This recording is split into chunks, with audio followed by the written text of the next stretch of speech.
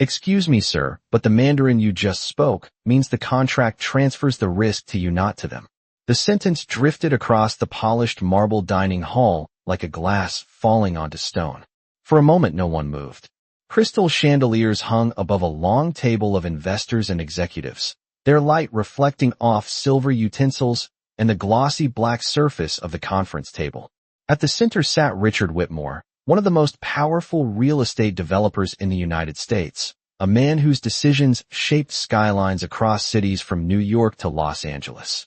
Across from him sat two visiting investors from Beijing, both dressed in dark tailored suits, both waiting patiently for Whitmore to respond to the Mandarin phrase he had just spoken to impress them. The problem was that the correction had not come from a translator or a lawyer.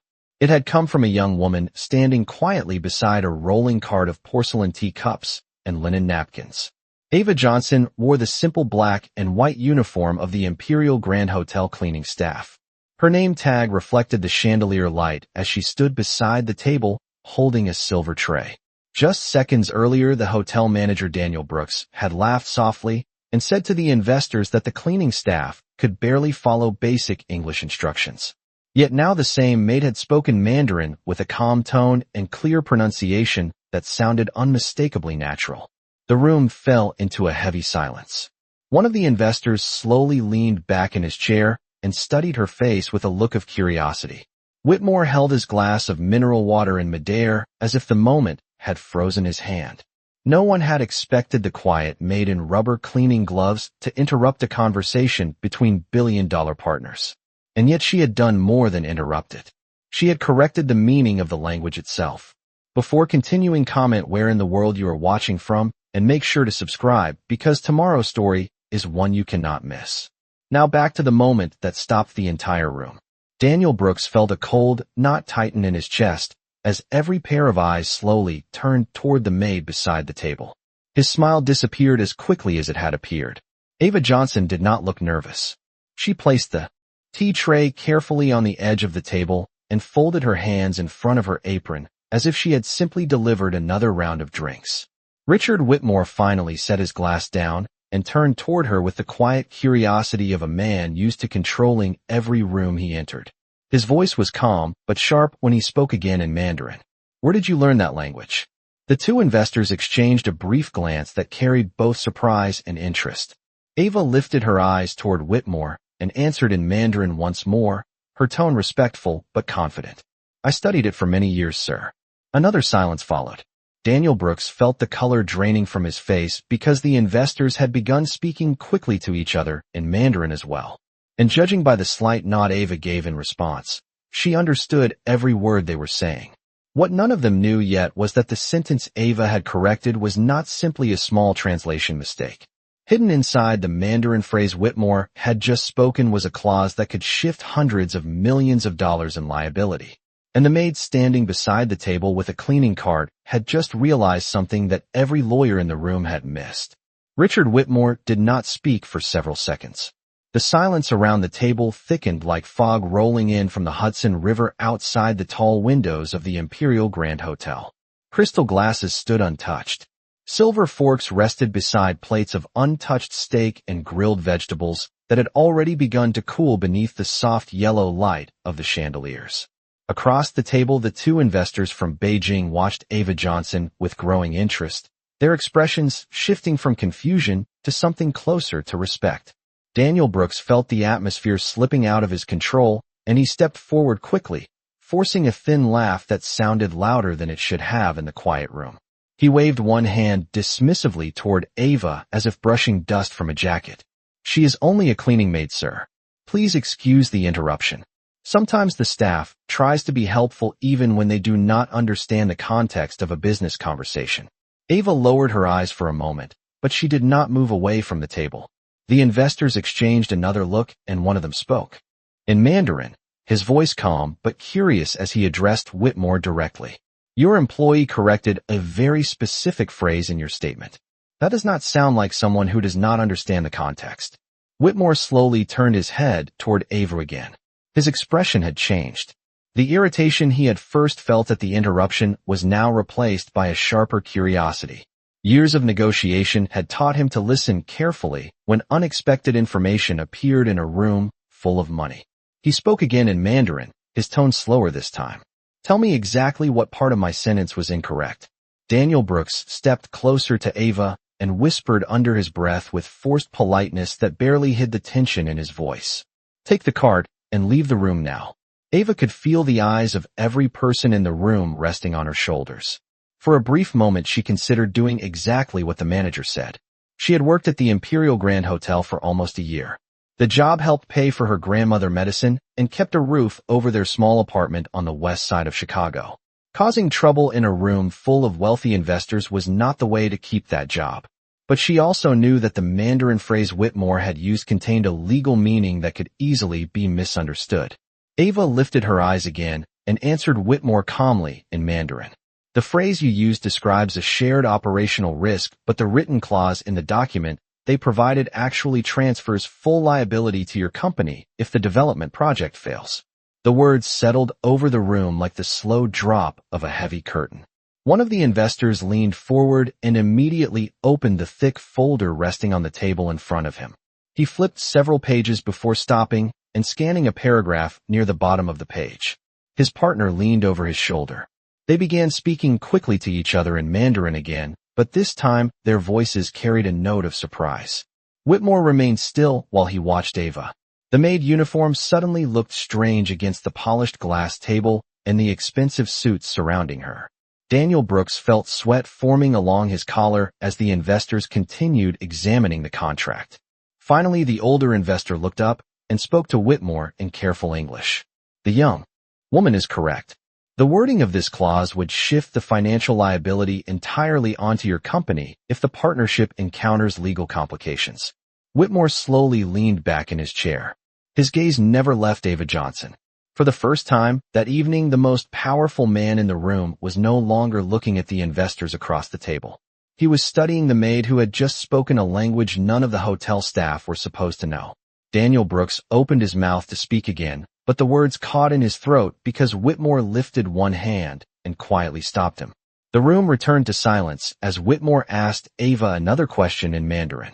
How long have you been studying this language? Ava hesitated for a brief moment before answering.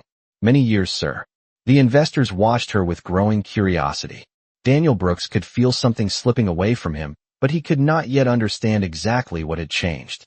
What no one in that room realized yet was that the small correction Ava had offered was only the beginning of a much larger revelation that would soon shake the entire negotiation. Daniel Brooks felt the silence tightening around his collar like a knot he could not loosen.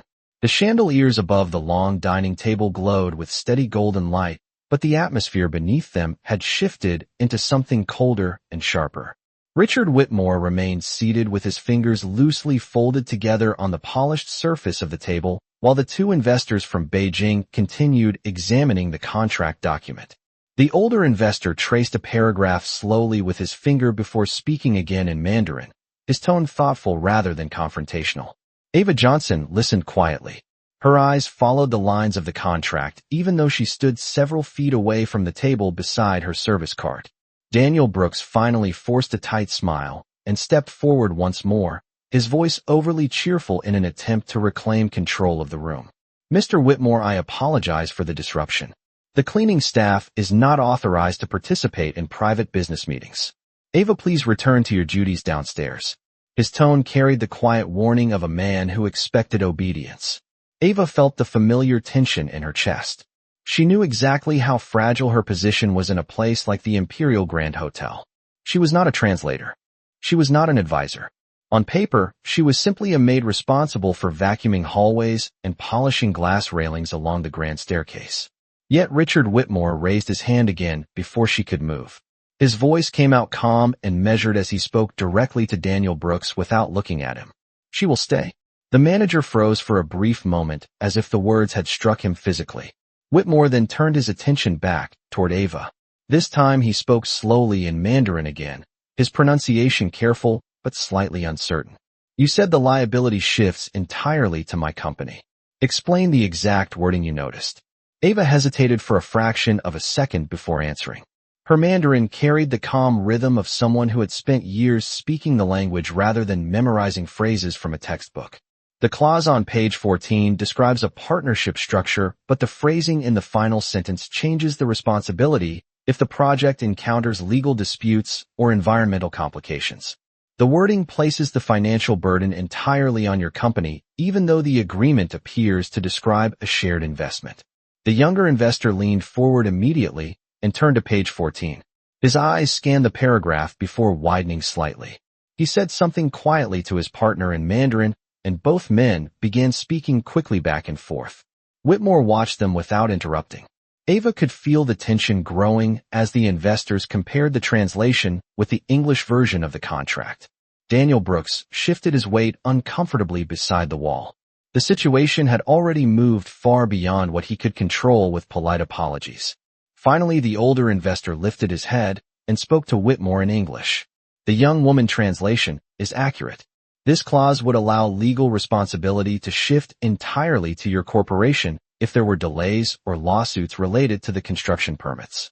Whitmore leaned back slowly in his chair, as if hearing this information for the first time. Fall almost entirely on Whitmore Development Group, while the investors across the table would walk away with minimal exposure. Whitmore slowly closed the folder and placed both hands on top of it. His eyes lifted toward the two investors. Neither man appeared offended. In fact, the older one seemed almost amused by the turn of events. He spoke calmly in English with a measured tone that revealed years of international negotiations. Mr. Whitmore, you are a very careful businessman. It is good that someone in the room noticed the wording before the agreement was finalized. Daniel Brooks shifted uncomfortably near the wall. The manager could feel the situation moving further beyond his control with every passing second. Only minutes earlier, he had introduced Ava Johnson as nothing more than hotel cleaning staff who barely understood English. Now the entire business discussion had paused because of the warning she had given. Brooks forced another strained smile and stepped closer to the table. Sir, if you prefer, we can bring in the hotel translation service or your legal team to review the language. I am sure this misunderstanding can be clarified without further disruption. Whitmore did not look at him. Instead, he turned his attention back toward Ava. His voice carried a calm authority that immediately stilled the room again. Miss Johnson, step closer, please. Ava hesitated briefly before leaving the service cart and walking toward the edge of the long table. The marble floor felt unusually loud beneath her shoes. She stopped a few feet from Whitmore and waited. Up close, the difference between them was striking. Whitmore's suit alone likely cost more than Ava earned in several months of hotel work. Yet at that moment, the most valuable information in the room rested in her quiet voice. Whitmore opened the contract again and turned the document so she could see the page clearly. Show me exactly where you noticed the shift in wording, he said. Ava leaned forward slightly and pointed toward the final lines of the paragraph. Her voice remained steady as she explained. The earlier sentences describe shared investment responsibility, but this final sentence introduces a conditional liability structure. The phrase used here indicates that if regulatory delays occur, the managing developer becomes solely responsible for legal and financial consequences.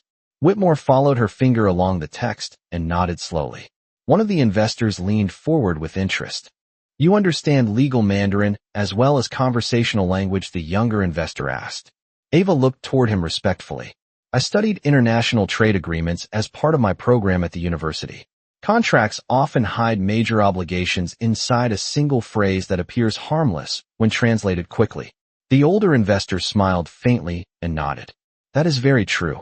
Daniel Brooks felt a drop of sweat slide down the back of his neck. The room no longer saw Ava Johnson as a maid. They were beginning to see her as something else entirely. Whitmore closed the folder once more and rested his hands on the table. When he spoke again, his voice was thoughtful rather than irritated. Miss Johnson, if you had not spoken just now, this agreement might have cost my company hundreds of millions of dollars. Ava lowered her eyes slightly. I only spoke because the wording seemed dangerous, sir. I did not mean to interrupt your meeting. Whitmore studied her for several seconds before responding. Sometimes the most valuable voice in a room is the one no one expects to hear. Across the table, the investors exchanged another quiet look. What none of them realized yet was that Ava had only explained the first problem hidden inside the contract. And the deeper they examined the document, the more surprising the situation was about to become. Richard Whitmore remained seated for several seconds after speaking, his eyes still resting on Ava Johnson, as if he were measuring something far more complicated than the simple words she had spoken. Around the table, the investors had grown quieter, their earlier confidence replaced by the careful attention of men who understood that a negotiation had just changed direction. The long glass wall of the Imperial Grand Hotel dining hall reflected the lights of the city outside, but inside the room, every person was now focused on the same thing. The maid standing beside the table had seen what a team of lawyers had not. Daniel Brooks felt the tension tightening in his chest. The room had slipped beyond his authority, and he could sense it clearly. The manager cleared his throat and tried once more to restore the order he believed should exist in a place like this. His voice sounded controlled, but carried an edge that had not been there before. Mr. Whitmore, perhaps it would be best if the staff returned to their duties so the investors can continue the discussion without distractions. Ava lowered her eyes slightly as if preparing to step away, but Whitmore raised his hand again. His voice was calm yet firm. Miss Johnson stays. The simple sentence landed with the quiet finality of a door closing. Brooks forced a polite nod, but the embarrassment in his face was impossible to hide. Ava remained beside the table, unsure whether she should speak again or simply wait. Whitmore opened the contract once more and slowly turned several pages as he scanned the language again. When he spoke, his tone was thoughtful rather than confrontational. Miss Johnson, earlier you said the wording seemed dangerous. Dangerous in what way exactly? Ava hesitated only briefly before answering. The phrase appears neutral in English, but in Mandarin legal structure, it implies a transfer of regulatory liability if construction delays or land disputes occur. That could mean your company carries the entire financial burden if the project faces lawsuits or permit complications. One of the investors nodded slowly. She is correct about the phrasing, he said quietly. Whitmore leaned back in his chair again and looked toward the two men across the table. His expression remained composed, but the sharpness in his eyes had changed the atmosphere of the negotiation completely. Gentlemen, I assume this was not meant to be a misunderstanding. The older investor smiled faintly, but his voice remained diplomatic. In international agreements, translation often creates confusion. That is why careful review is always necessary. Whitmore nodded once, as if acknowledging the statement without fully accepting it. Then he looked toward Ava again. For a moment the room held another silence. The quiet carried the soft hum of the air conditioning and the distant sound of traffic from the street below. Finally Whitmore spoke again. Miss Johnson, you said you studied international contracts at the university. Ava nodded slightly. Yes, sir. Whitmore tapped the contract folder once with his finger. If you were sitting at this table as an advisor instead of standing beside a cleaning cart, what would you recommend we do next? Daniel Brooks felt his stomach tighten when he heard the question. The manager had spent years building his reputation at the Imperial Grand Hotel, and now the most powerful guest in the building was asking a maid for advice. Ava looked at the contract for a moment. Before answering carefully, I would recommend reviewing every liability clause in the Mandarin version before continuing the negotiation. Sometimes when one phrase is structured this way, there may be additional wording elsewhere that reinforces the same legal position. The younger investor leaned back slowly and exchanged a quiet glance with his partner. Whitmore watched the reaction, and a small, thoughtful smile appeared on his face. That is a very precise answer, he said. Ava lowered her eyes again. I only noticed the wording because I studied similar cases during school, sir. Whitmore closed the contract folder and rested both hands on the table. His voice grew softer but carried unmistakable authority. Miss Johnson, today you may have prevented my company from signing an agreement that could cost hundreds of millions of dollars. Ava did not respond immediately. She simply stood quietly beside the table in the same uniform she had worn while polishing hallway mirrors only an hour earlier. Across the room, Daniel Brooks could feel the entire balance of the evening shifting in a direction he had never expected, because the truth was beginning to become clear to everyone present. The person with the most valuable understanding of the contract was not one of the executives seated at the polished table. It was the maid who had walked into the room with a tray of tea. For several seconds after Richard Whitmore closed the contract folder, the room remained unusually quiet. The long table that had been prepared for a confident celebration of a new partnership now felt more like a courtroom where every word carried weight. Ava Johnson stood beside the edge of the table with her hands folded loosely in front of her apron. The polished floor reflected the light of the chandeliers above, and the quiet hum of the city beyond the tall windows seemed distant compared with the tension inside the room. Whitmore finally leaned forward again and pushed the thick contract folder slightly toward Ava.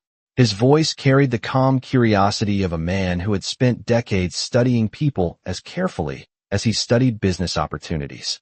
Miss Johnson, earlier you suggested that if one liability clause was structured this way, there might be additional language elsewhere reinforcing the same legal position. I would like you to look through the document and tell me if you see anything else that concerns you. Daniel Brooks almost stepped forward to object, but stopped himself when he saw the expression on Whitmore's face. The manager knew that tone well. It was the tone of someone who had already made a decision. Ava hesitated briefly before reaching for the folder. The pages were thick and neatly printed with both English and Mandarin text. She turned the first few pages slowly, her eyes moving carefully from line to line. Around the table, the investors watched her with growing interest. It was an unusual scene. A young woman in a hotel, Maid uniform, standing between experienced negotiators and scanning a contract that involved hundreds of millions of dollars in development investment. The younger investor folded his hands and leaned back in his chair while observing Ava movements. After nearly a minute of silence, Ava paused and looked up. There is another section that may need clarification, she said quietly. Whitmore nodded once. Show us. Ava turned several pages and pointed to a paragraph near the middle of the document. This clause describes the responsibility for environmental review during the land preparation phase, she explained. The wording appears balanced in English, but the Mandarin phrasing suggests that your company would be responsible for remediation costs if soil contamination is discovered during construction. The younger investor leaned forward immediately and examined the line she indicated. His eyebrows rose slightly before he spoke quietly to his partner in Mandarin. The older investor listened carefully and then looked toward Whitmore again. She has identified a valid concern, he admitted. The clause does shift a significant portion of the environmental responsibility toward the development company. Daniel Brooks felt his pulse quicken. The conversation had moved entirely beyond the formal schedule of the evening. Instead of celebrating a partnership, the investors and Whitmore were now dissecting the contract line by line with guidance from a maid who had walked into the room carrying tea. Whitmore studied Ava closely. His expression carried a thoughtful respect that had not been there when the meeting began. Miss Johnson, he said slowly, you read these clauses with the precision of someone who has reviewed many contracts. Ava lowered her eyes slightly before answering. During my studies, I assisted a professor who specialized in international development agreements. I often helped review case studies involving translation differences between English and Mandarin legal language. Whitmore nodded thoughtfully. And you noticed these issues in only a few minutes, he said. Ava gave a small, careful nod. Some phrases stand out if you have seen them used in disputes before. The older investor allowed a small smile to appear. It seems your hotel staff may have discovered a legal advisor tonight, he said with a calm tone. Whitmore did not respond immediately. Instead, he looked around the table at the contract pages now spread open in front of them. The deal that had seemed so straightforward only an hour earlier was revealing hidden complications with every new sentence Ava examined. Finally, Whitmore leaned back in his chair again and spoke quietly but clearly. Miss Johnson, I would like you to continue reviewing the document with us. Your observations may help prevent serious misunderstandings before any agreement is signed. Ava hesitated for a moment before answering. If that is helpful to you, sir, I will do my best. Around the table, the investors exchanged another thoughtful glance. What had started as a simple dinner negotiation had become something entirely different. And the quiet maid who had been invisible to most of the room earlier in the evening was now guiding the most important conversation of the night. The atmosphere inside the dining hall had changed completely from the moment the meeting began. Earlier that evening, the conversation had carried the relaxed confidence of powerful men celebrating a partnership already considered inevitable. Now every sentence felt measured and deliberate. Contract pages were spread across the polished table, and several of the investors leaned closer than before, studying each paragraph with renewed caution. Ava Johnson stood beside Richard Whitmore's chair with the document open in her hands. The white cleaning gloves she still wore looked strangely out of place against the thick legal text. Yet no one in the room seemed to question her presence anymore. Whitmore rested his elbows lightly on the table and watched Ava as she turned another page. His expression was calm but attentive. Daniel Brooks remained near the wall, silent for the first time since the meeting began. The manager understood that speaking now might only draw attention to how wrong he had been earlier when he dismissed the maid as someone who barely understood English. Ava paused again as her eyes moved across the Mandarin section of the next page. The younger investor noticed immediately and leaned forward slightly. "Did you find another issue?" he asked. Ava hesitated before answering. "It may not be a problem, but it is unusual wording," she said quietly. Whitmore nodded once. "Explain what you see." Ava turned the document slightly so Whitmore and the investors could view the paragraph. "This section describes the schedule for project oversight during the first phase of construction," she said. "The English text suggests that the oversight committee will include representatives from both partners. However, the Mandarin translation adds a conditional phrase that allows oversight authority to shift if certain performance standards are not met." Whitmore studied the line carefully. "And who determines those performance standards?" he asked. Ava pointed to a sentence near the bottom of the page. "According to this wording, the standards would be evaluated by an advisory board appointed by the investment group." The younger investor leaned back slowly and looked at his partner with an expression that was difficult to read. Whitmore's eyes narrowed slightly as he considered the implication. "That means the oversight authority could shift away from my company if the advisory board claims we failed to meet their internal criteria," he said. Ava nodded quietly. "That appears to be the intention of the phrasing." The room fell silent again as the weight of that realization settled over the table. Daniel Brooks could feel the tension pressing against the walls of the room. Only an hour earlier he had proudly introduced Whitmore to the investors as the beginning of a historic partnership. Now the agreement looked less like a partnership and more like a carefully constructed advantage. The older investor finally spoke with a calm voice that carried a trace of reluctant admiration. "Miss Johnson, you read Mandarin contract structure extremely well." Ava lowered her eyes slightly. "I only recognize certain patterns, sir." Whitmore leaned back in his chair again and watched her carefully. His voice carried a thoughtful tone when he spoke. "Miss Johnson, if I asked you to review this entire contract, how long would it take you to identify every clause that might shift the balance of responsibility?" Ava thought for a moment before answering honestly. "If I could focus without interruption, perhaps an hour." Whitmore gave a slow nod, as if confirming something in his mind. The investors across the table exchanged another quiet glance. The younger one allowed a faint smile to appear. "It seems the most valuable consultant in the room tonight arrived with a cleaning cart," he said. Whitmore did not laugh, but a small expression of agreement crossed his face. Daniel Brooks felt the comment land like a stone in his stomach. The maid he had dismissed only minutes earlier was now guiding a negotiation worth hundreds of millions of dollars. Ava looked down at the pages again and continued reading quietly. What she had not yet told them was that the deeper she examined the contract, the more she began to notice a pattern. The unusual wording did not appear randomly. It appeared repeatedly and always in ways that shifted risk and authority toward the same side of the agreement.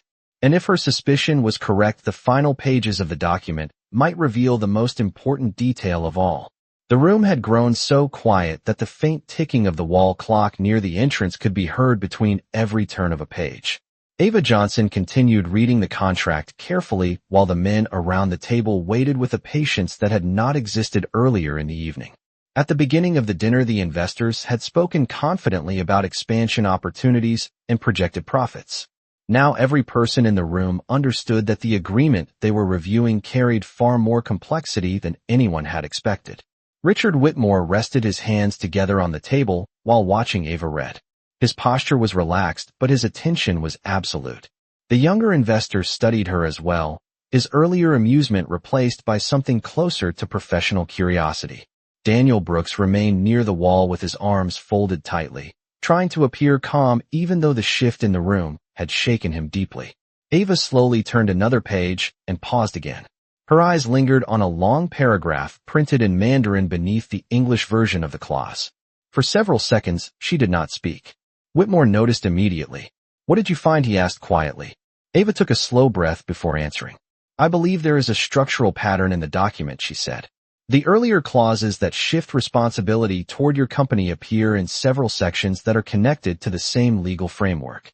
The younger investor leaned forward slightly. What framework are you referring to, he asked. Ava pointed to the header printed above the paragraph. This contract references a regulatory agreement tied to development permits in coastal commercial zones. If that framework is triggered during construction, it would activate the liability language that appears in the earlier clauses. Whitmore's eyes narrowed as he considered the implication. That means those clauses are not isolated phrases, he said slowly. They work together. Ava nodded gently. Yes, sir. If the project encounters environmental review delays or land permit challenges, then the advisory board described earlier could declare your company responsible for the entire cost of resolution. The older investor sat back in his chair and folded his hands thoughtfully. That would place significant risk on your company, he admitted. Whitmore's gaze moved from Ava to the contract pages and back again. His voice remained calm, but the weight behind it was unmistakable. Miss Johnson, how confident are you in this interpretation? Ava met his eyes for a moment before answering. The wording is consistent with several case studies I reviewed during my studies. In those cases, the language was used to shift project liability during disputes between development partners. Whitmore leaned back slowly. The room fell silent again. The quiet carried a different meaning now. Earlier silence had come from surprise. Now it came from careful realization. The younger investor broke the silence first. Your observation suggests that the agreement could expose Mr. Whitmore's company to major financial risk, he said. Ava nodded softly. Yes, sir, that is possible. Daniel Brooks felt a sudden wave of discomfort. The meeting he had organized as a prestigious negotiation was now unfolding like a legal audit led by someone he had dismissed only minutes earlier. Whitmore looked down at the contract again and tapped the page once with his finger. If the regulatory framework you mentioned becomes active, how much liability could my company face, he asked. Ava glanced briefly at the earlier sections of the document before answering. Based on the project value described in the contract, the exposure could exceed several $100 million, depending on the outcome of environmental reviews or legal challenges. The number hung in the air like a heavy weight. Whitmore's expression did not change, but the investors exchanged a quiet glance that revealed they understood exactly what that amount meant. Finally, Whitmore spoke again. Miss Johnson, I believe you may have just uncovered the most important detail in this entire agreement. Ava lowered her eyes respectfully. I only followed the language where it led, sir. Whitmore allowed a faint, thoughtful smile to appear. Sometimes that is exactly what the best advisors do. Around the table, the investors studied Ava with new respect. The quiet maid who had entered the room carrying tea had now revealed a chain of legal clauses that could have cost Whitmore's company hundreds of millions of dollars. And as Ava slowly turned to the final pages of the contract, she began to realize that the most revealing line of all might still be waiting near the end of the document. The final pages of the contract felt heavier than the others as Ava Johnson turned them slowly beneath the soft glow of the chandeliers. Every person around the table watched her hands now. The polished dining room that had been prepared for celebration had become a place of quiet concentration where each sentence of legal language carried the weight of enormous financial consequences. Richard Whitmore leaned forward slightly with his elbows resting on the table while his eyes followed the movement of the pages. The two investors from Beijing had stopped speaking entirely and were studying Ava with the calm focus of experienced negotiators who recognized that the situation had shifted. Even Daniel Brooks near the wall had stopped trying to intervene. He understood now that interrupting would only draw attention to how badly he had misjudged the woman standing beside the table. Ava reached the final section of the document and paused again. Her eyes moved slowly across the Mandarin paragraph that appeared beneath the English summary. The silence stretched long enough that Whitmore finally spoke. Miss Johnson, what do you see? Ava did not answer immediately. Instead, she read the final lines once more to make certain she had not misunderstood them. Then she looked up. The last clause confirms the structure described earlier, she said quietly. Whitmore folded his hands together. Explain. Ava placed one finger on the line near the bottom of the page. This section establishes a dispute resolution process if the project enters legal arbitration. The English version suggests that responsibility will be determined through a joint review panel. However, the Mandarin phrasing states that the arbitration authority will rely primarily on documentation provided by the investment consortium. The younger investor shifted slightly in his chair. That sounds like a procedural detail, he said carefully. Ava shook her head gently. It becomes significant when combined with the earlier clauses, she explained. If environmental disputes or permit delays occur and the advisory board declares your company responsible, then the arbitration process would rely on documentation prepared by the same consortium that benefits from that decision. The implications settled over the table like a slow-moving shadow. Whitmore studied the page for several seconds before speaking again. That means if a dispute happens, the evidence presented during arbitration could already favor the investors, he said. Ava nodded quietly. Yes, sir, that is possible. The older investor leaned back and allowed a thoughtful smile to appear. Your understanding of contractual strategy is impressive, he admitted. Whitmore did not smile. Instead, he closed the folder slowly and rested his hands on top of it. The quiet click of the cover meeting the table echoed through the room. For a long moment, he said nothing. Then he looked toward Ava again. Miss Johnson, if this contract had been signed tonight without further review, what do you believe the long-term outcome might have been? Ava answered honestly. Your company could have carried the majority of the financial risk for the entire development project, even though the agreement appears balanced at first glance. Whitmore nodded once. And the total exposure? Ava hesitated before speaking. Based on the property value and the projected construction cost described earlier, the liability could exceed several $100 million if the project encountered legal complications. No one spoke after that. The magnitude of the number filled the room more completely than any voice could. Daniel Brooks felt his stomach tighten as he imagined the consequences if the contract had been signed during the dinner he had proudly organized.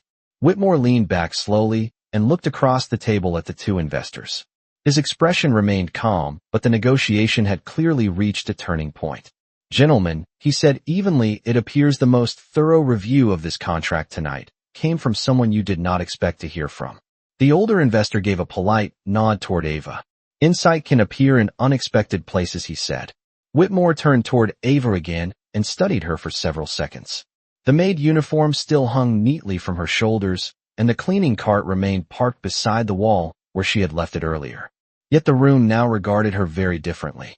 Miss Johnson, Whitmore said quietly, tonight you may have protected my company from a very expensive mistake. Ava lowered her eyes slightly. I only read the document carefully, sir. Whitmore allowed a faint smile to appear. Sometimes careful reading is the difference between success and disaster. Around the table, the investors remained thoughtful and silent as they considered the situation.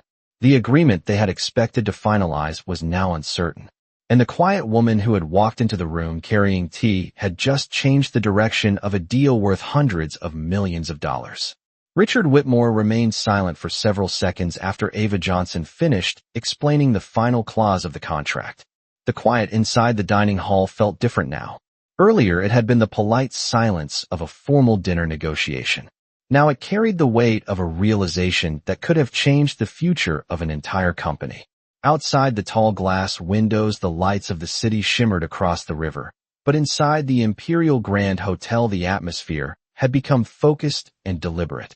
Whitmore slowly opened the contract folder again and turned the pages back to the sections Ava had pointed out earlier. His eyes moved across the text carefully, this time no longer reading as a businessman eager to close a deal, but as a strategist searching for traps hidden between carefully chosen words. Across the table, the two investors watched him calmly.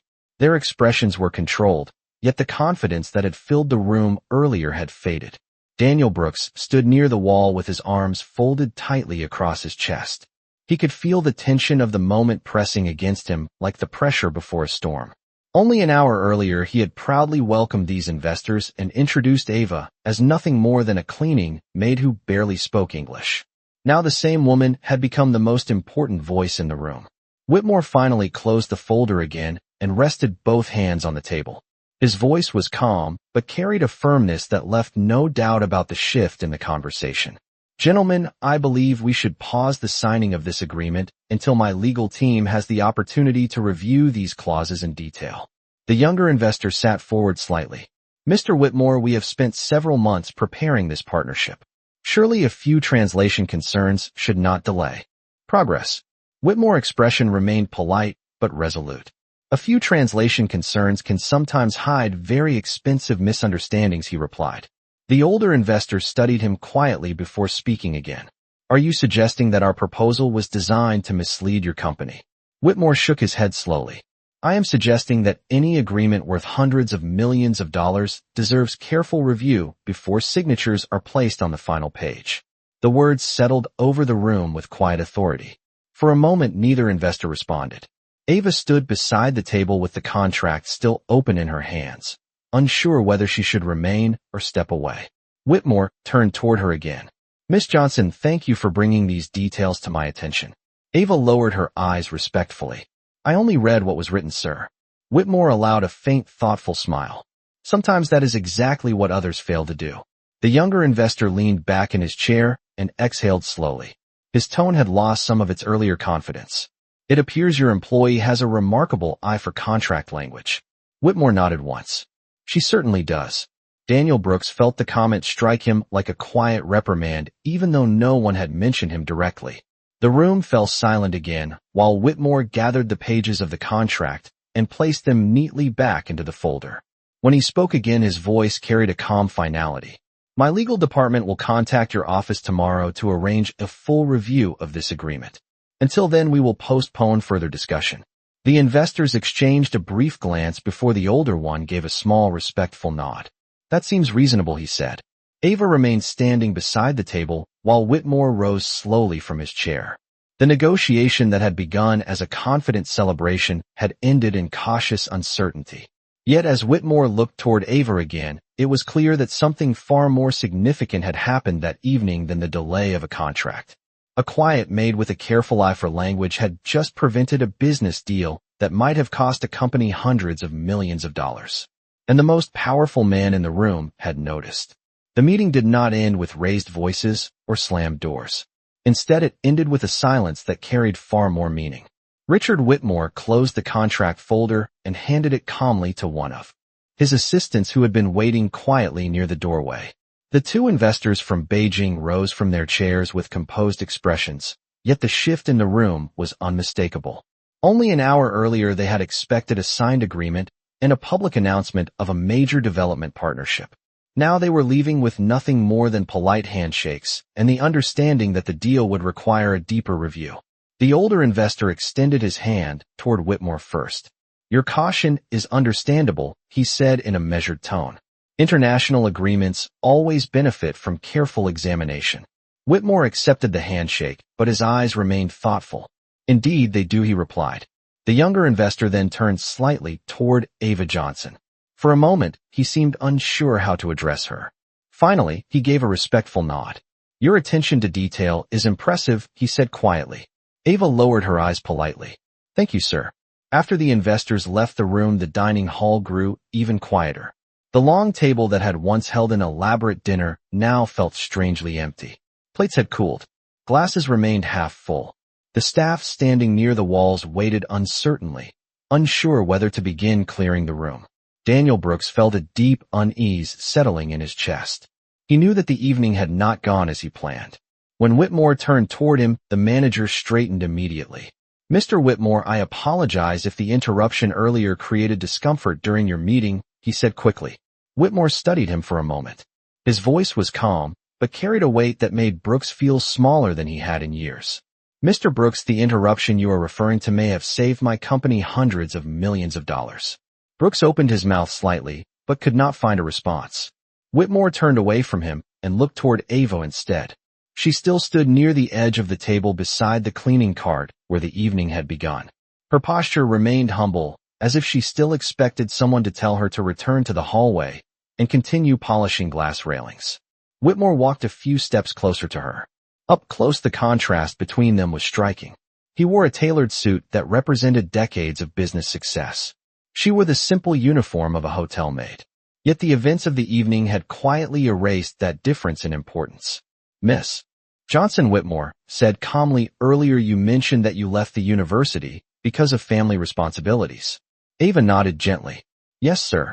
My mother became ill, and I needed to help care for her and my grandmother. Whitmore studied her expression carefully. Your studies included Mandarin language and international contract law, he asked. Yes, sir, Ava replied. Whitmore folded his hands loosely in front of him as he considered something for a moment. Then he spoke again. It is unusual to meet someone who understands both language and legal structure with the clarity you demonstrated tonight. Ava shifted her weight slightly, but remained respectful. I only shared what I noticed, sir. Whitmore allowed a faint smile to appear. Sometimes noticing the right detail at the right moment is more valuable than years of preparation. Daniel Brooks stood frozen near the wall as he watched the exchange. Only hours earlier he had dismissed Ava in front of wealthy investors as someone who barely understood English. Now the same guests had treated her words with the same attention they would give a trained advisor. Whitmore turned slightly and looked across the quiet dining hall. Then he spoke again with calm certainty. Miss Johnson, I would like to ask you a question. Ava looked up attentively. Whitmore's expression remained thoughtful. If you had the opportunity to return to the field you studied, would you want to continue working with international agreements and negotiations? Ava hesitated. The question seemed so distant from the life she had been living that it took a moment to answer. Yes, sir, she said quietly. I believe I would. Whitmore nodded once. The silence that followed felt like the moment before a door opened into a completely different future. For a long moment after Ava Johnson answered his question, the dining hall remained completely still. The hotel staff waiting along the walls exchanged quiet glances, but none of them spoke.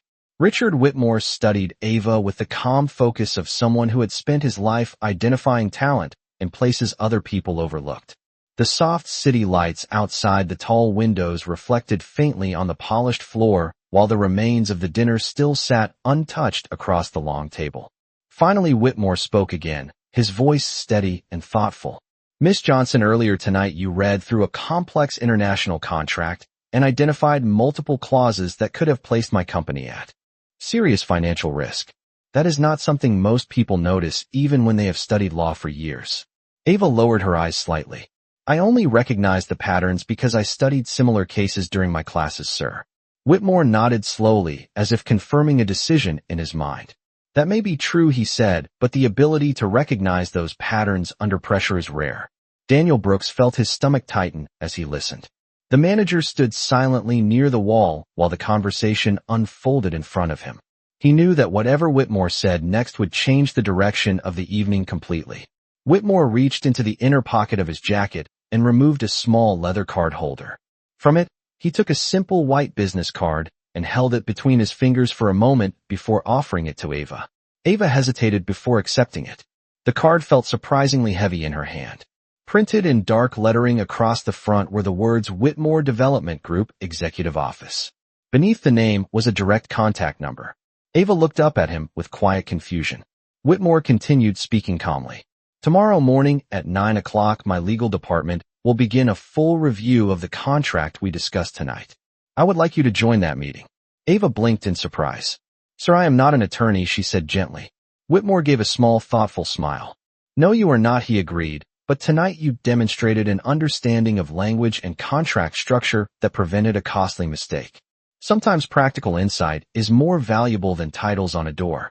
Ava remained silent for a moment as the weight of the invitation settled over her. Daniel Brooks could hardly believe what he was hearing. A maid who had been pushing a cleaning cart through the hallway only hours earlier was now being invited to sit inside a corporate legal meeting. Whitmore continued speaking.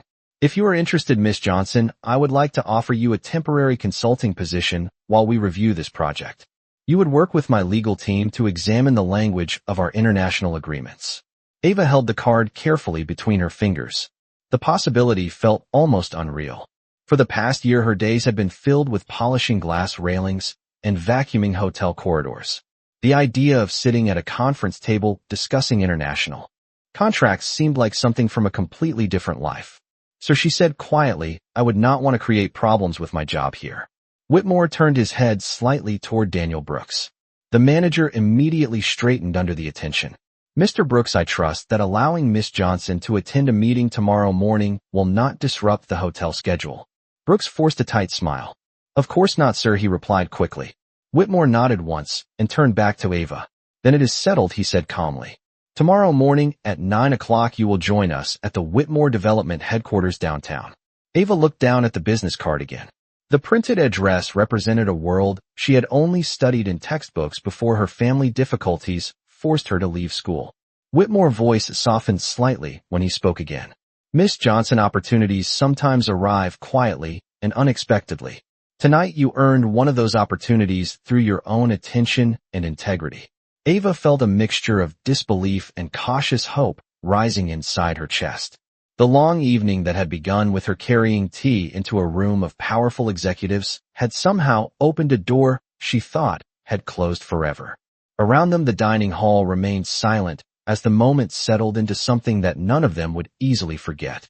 The next morning the city was just beginning to wake when Ava Johnson stepped out of the elevated train station and looked up at the tall glass tower that held the headquarters of Whitmore Development Group. The building rose high above the surrounding streets, reflecting the pale light of early morning across its smooth walls of steel and glass. Ava stood quietly for a moment with the business card still in her hand, reading the address again even though she had already checked it several times during the train ride downtown. Only 12 hours earlier she had been pushing a cleaning cart through the quiet hallways of the Imperial Grand Hotel. Now she was standing in front of one of the most powerful real estate companies in the country. Ava took a slow breath and walked through the revolving doors into the lobby. Inside the building the air smelled faintly of polished wood and fresh coffee. The receptionist looked up and greeted her politely. When Ava mentioned Richard Whitmore's name, the receptionist's expression changed immediately to one of professional attentiveness. She made a quick phone call and then smiled. "Mr. Whitmore is expecting you, Miss Johnson. Please take the elevator to the 23rd floor." A few minutes later, Ava stepped into a conference room where several attorneys were already seated around a large table covered with documents and laptops. At the head of the table, Richard Whitmore stood speaking quietly with his legal director. When he saw Ava enter, he nodded in greeting. "I am glad you came, Miss Johnson," he said. "Please have a seat." Ava sat carefully beside the stack of contract folders placed in front of her. Over the next 2 hours, the attorneys reviewed the agreement clause by clause.